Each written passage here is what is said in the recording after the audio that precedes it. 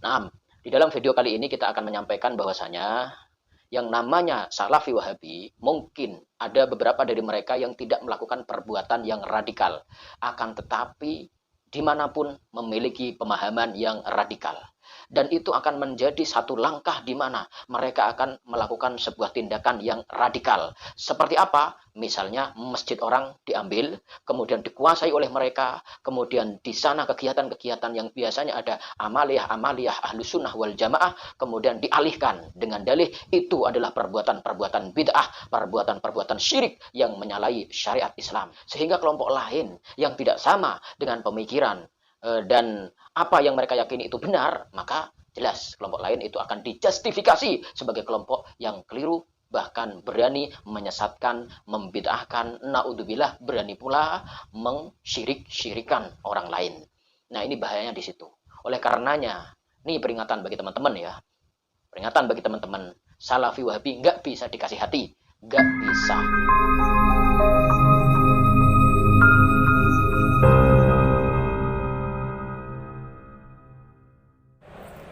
Teman-teman kaum muslimin yang dirahmati Allah, kalau dikatakan Salafi Wahabi itu suka mencomot masjid orang, justru sebenarnya yang seperti itu tidak ada bukti. Yang ada adalah teman-teman atau ustadz-ustadz yang bermanhaj salaf diundang di masjid-masjid kaum muslimin karena orang melihat keilmuan. Ustadz dari Madinah, ustadz dari Mekah lulus, kemudian dikenal di masyarakat. Masyarakat mengenal kok ilmunya jelas, ada dasar, ada dalil, kok ilmiah, kok lebih menarik. Mohon maaf, harus diakui juga sebagian ustadz salafi itu sangat menarik untuk didengarkan, bahkan oleh orang awam. Diundanglah mereka ke dalam masjid kaum muslimin. Lalu orang-orang tertarik, lama-lama orang meminta, tolong itu lagi. Kapan ustadz yang kemarin?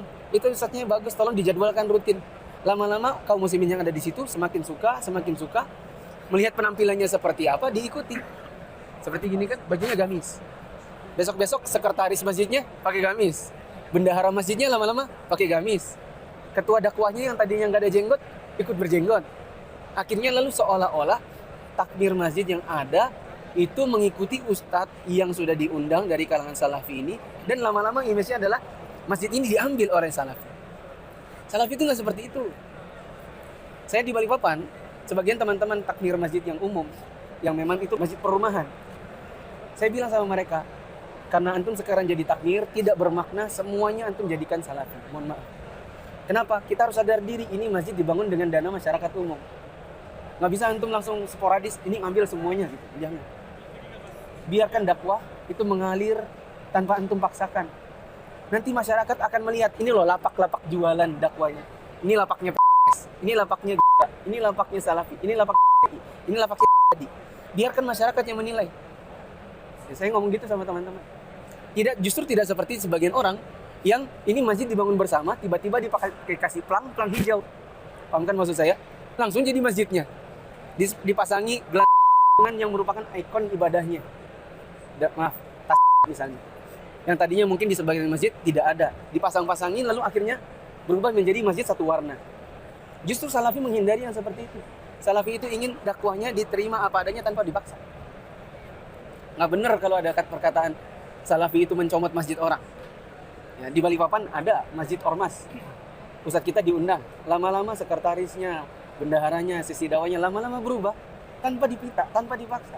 Mereka mengalir begitu saja. Apakah itu namanya mencomot? Nggak ada. Mencomot itu tiba-tiba dikasih plang salafi. Itu baru maling namanya. Ya.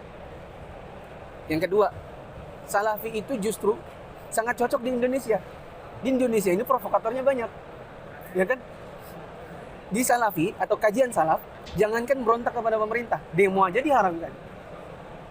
Bagaimana orang mau memberontak ketika demo saja itu dilarang? Dan itu sangat cocok di Indonesia karena ustadz-ustadz akan menyuarakan agar masyarakat itu bersabar dalam menghadapi kekurangan presiden, menghadapi kesalahan-kesalahan misalnya menteri, terutama yang bidang agama, misalnya kan. Itu akan lebih menghadapinya dengan kesabaran, dengan ilmu. Dan itu sangat cocok karena di Indonesia ini memang kekacauannya banyak. Kekacauan di bidang politik, sosial, agama, masalah sara. Justru salafi sangat dibutuhkan karena itu lebih meredam gejolak di masyarakat. Itu kedua. Ketiga, orang bilang mengkafirkan. Salafi itu mudah mengkafirkan kaum muslimin. Jujur, Ana dulu bukan salafi. Ana dulu kajiannya Hizbut Tahrir dan kajian partai. Intinya adalah lama-lama saya tertarik. Kenapa? Oh, ternyata di dalam pemahaman salaf kita tidak boleh mengkafirkan kaum muslimin dengan begitu gampangnya. Di dalam manhaj salaf, pengkafiran itu ada dua. Ada yang sifatnya mujmal, ada yang sifatnya muayyan. Takfir mujmal yaitu global. Seperti mengatakan siapa yang menyembah selain Allah maka dia kafir. Itu kan global. Ada juga yang muayyan, yaitu yang tunjuk hidung. Misalnya berkata, kamu nggak sholat, berarti kamu kafir. Itu kan namanya cap stempel, vonis gitu kan. Di dalam pemahaman salaf, justru mengvonis seperti itu kepada individu tidak diperbolehkan. Harus ada iqamatul hujjah, yaitu mengajak dia dialog dengan memberikan dalil-dalil. Ada namanya tabayun, nanya dulu, klarifikasi. Ada tasabbut, check and recheck. Nanti pun kalau ternyata orang ini terbukti secara syar'i bahwa dia jatuh ke dalam kekafiran, itu pun tidak langsung ngomong, kamu kafir.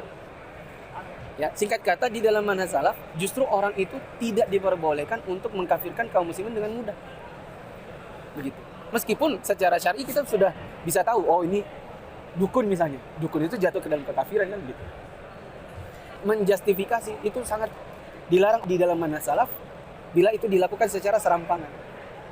Nah, jadi kalau dikatakan salafi mudah mengkafirkan kaum muslimin, oh nggak punya bukti dan salah, jauh panggang dari api. Justru di dalam pemahaman salaf, mengkafirkan dengan mudah itu dilarang. Kalau ada yang bilang, tapi itu salafi, apa-apa syirik. Stempel syirik yang disebutkan oleh salafi itu adalah pada perbuatan, bukan pada orang. Misalnya siapa yang menyembah kubur, maka dia syirik. Betul kan? Siapa yang mau menolak? Menyembah kubur, bukan menyembah Allah, itu adalah kesyirikan. Kan itu betul saja.